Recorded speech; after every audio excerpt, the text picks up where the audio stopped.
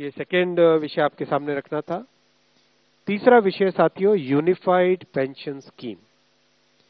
Unified pension scheme UPS. आप सब जानते हैं साथियों कि सरकारी कर्मचारी देश भर में सामान्य नागरिकों की सेवा करते हैं, चाहे शिक्षक हो, स्वास्थ्य डॉक्टर्स हो, नर्सेज हो, सफाई कर्मचारी हो, पुलिस हो, रेलवे के कर्मचारी हो, डाक सेवा के कर्मचारी हो, कृषि वगैरह में हर एक फील्ड में सरकारी कर्मचारी देश भर में सेवा करते हैं और उस सेवा से समाज की एक व्यवस्था चलती है।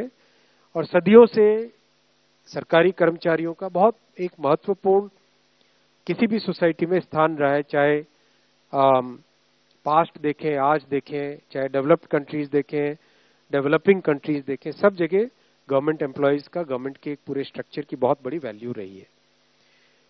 सरकारी कर्मचारियों की सामाजिक सुरक्षा, सोशल सिक्योरिटी से रिलेटेड मैटर्स हमेशा से उठते आए हैं और समय समय पे बहुत अच्छे निर्णय भी लिए गए।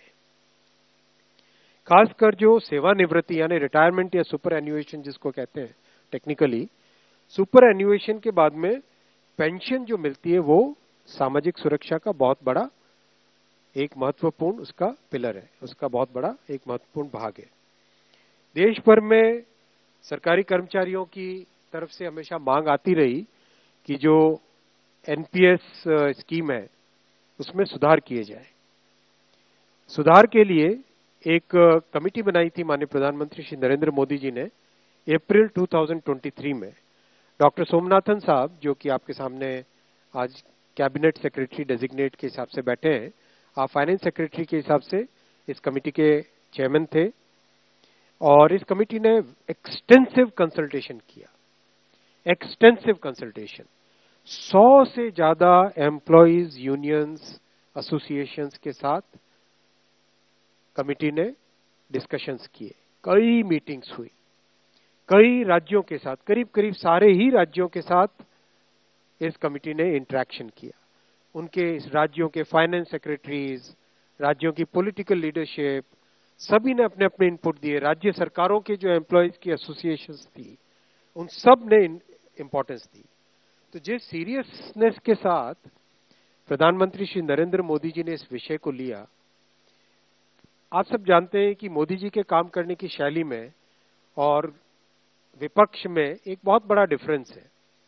विपक्ष में केवल एक मुद्दा रख देना, केवल एक घोषणा कर देना, कुछ अनाउंसमेंट्स कर देना, वो उनकी शैली है।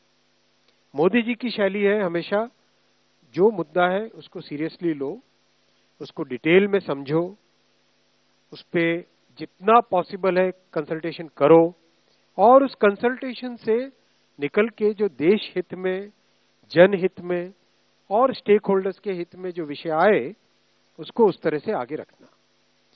इसीलिए इस कंसल्टेशन के बाद में और साथ ही साथ जो जॉइंट कंसल्टेटिव मैकेनिज्म है सेंट्रल गवर्नमेंट के एम्प्लॉयज का, JCM, उसके साथ मल्टीपल मीटिंग्स, फिर दुनिया के कई देशों में किस तरह की स्कीम्स है, किस तरह के सिस्टम्स है वो भी देखा।